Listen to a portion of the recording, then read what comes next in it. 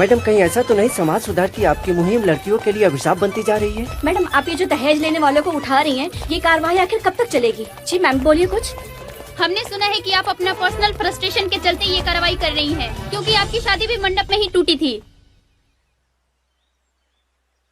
नाम क्या है तुम्हारा? लीला। तुम्हारी शादी हो चुकी है लीला?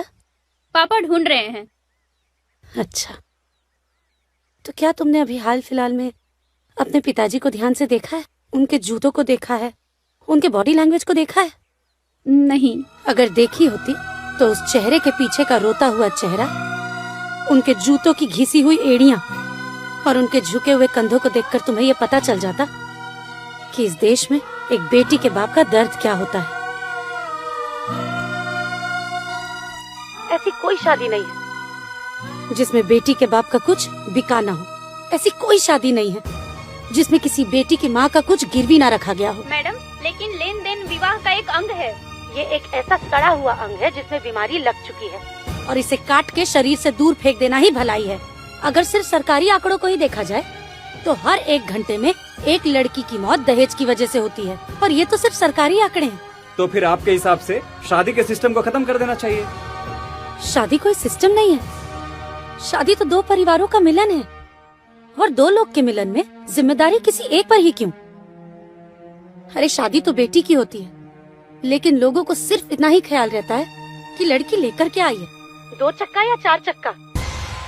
अरे उसने पढ़ लिख के मेहनत करके कौन सी डिग्री हासिल की है, इससे किसी को कोई फर्क नहीं पड़ता। दूल्हा भले रावण हो, लेकिन दुल्हन हमेशा सीता होनी चाहिए। परिवार वाले भले कौरव क्यों ना हो, लेकिन बहू द्रौपदी होनी चाहिए। पर एक बात याद रख लीजिए आप लोग, इस कलयुग के दहेज रूपी दानव के चीरहरण से हमें बचाने के लिए कोई भगवान कृष्ण नहीं आने वाले हैं। हम सबको ही एक दूसरे के लिए कृष्ण बनना पड़ेगा। एक दूसरे की मदद हम सबको ही करनी पड़ेगी।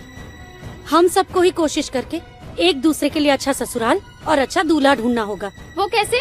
मान लो कि तुम्हारी शादी एक गांव में तय हुई।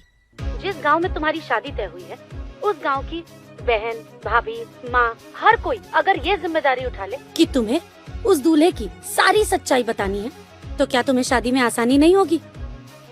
अरे बेटी के माँ बाप तो लड़के की मौजूदा स्थिति देखकर शादी तय कर देते हैं, लेकिन गांव की बहन बेटियों को उस लड़के की और उसके परिवार की पूरे अतीत की सच्चाई पता होती है। बस यही सच्चाई अगर वो दुल्हन और उसके परिवार को पहुंचा दे, तो कोई माँ बाप अपनी बेटी को आग में नहीं झोंकना चाहेंगे।